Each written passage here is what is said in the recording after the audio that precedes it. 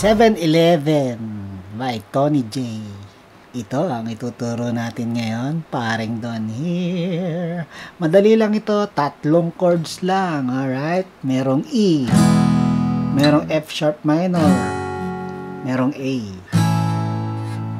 Ngayon, pwede mong gawin simple. E, tapos yung F sharp minor, ito F sharp minor 7 to eh. Shortcut, hindi ka mag-iipit kung gusto mo lang. So, puro second fret yan. Meron kang sa 6th string, second fret, and then 4th string, and then 3rd string. Tapos, open na yung dalawa sa baba.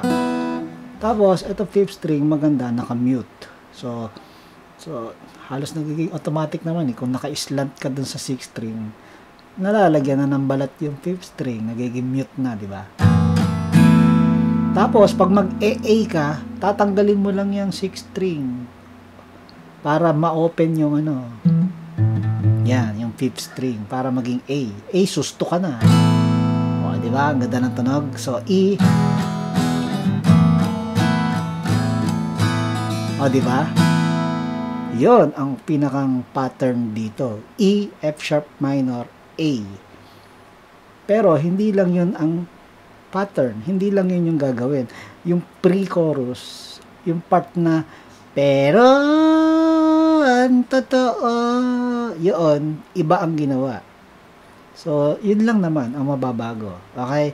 So, ang pinakang pattern, pinakang common na ginagawa ay E, 1 and 2 and F sharp minor, A and 2 and 3 and 4. Ganon.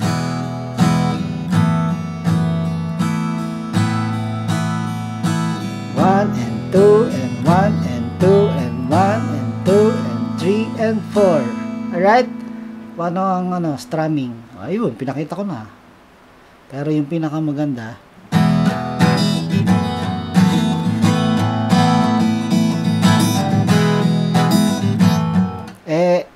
tulad ng lagi ko sinasabi, masanay ka sa pinakang puno. Punuin mo ang iyong mga sukat, ang iyong mga chords.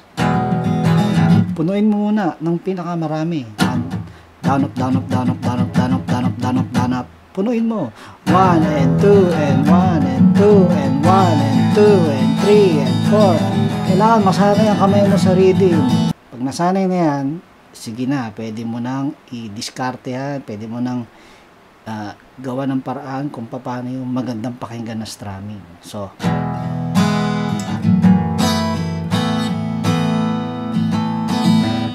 kahit anong gawin mo, dahil nasanay ka na sa kahit ano nang gawin mo, hindi ka nag-iisip ng strumming pattern, hindi ka nagsasaulo. Ang ginagawa mo, naggigitara ka. So, gitarista ka na pagka ganyan. Okay? Alright.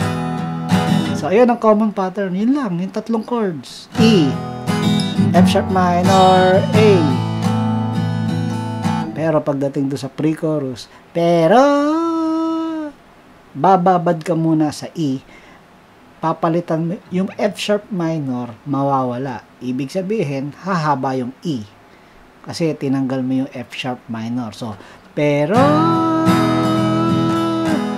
A. Yan. Tapos, ang susunod, yung pattern ulit, yung common pattern, merong F sharp minor. Di bale na ako.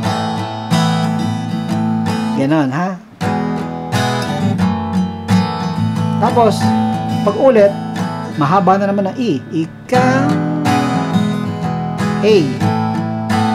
Tapos, balik sa common pattern. Ikaw lang iniisip ko. Yun. Kasi gusto ko. Yun. Ano na?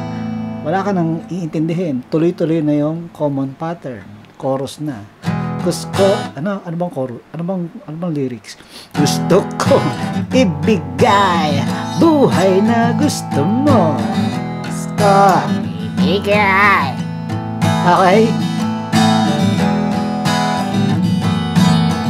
So, ayan ha. Yun lang ang keep in mind mo. Iba ang pre-chorus. Yung unang banat, mahabang E, walang F sharp minor. Tapos A. And then, balik sa common pattern. and then E na naman, and then A, and then F sharp minor, A. Kasi alright, paring Don, ito, mag-aral na kayo, mag-subscribe na kayo kay paring Don Channel, dahil ako ay nagtuturo ng mga kanta at lesson sa paggigitara. Paring Don here, Abir.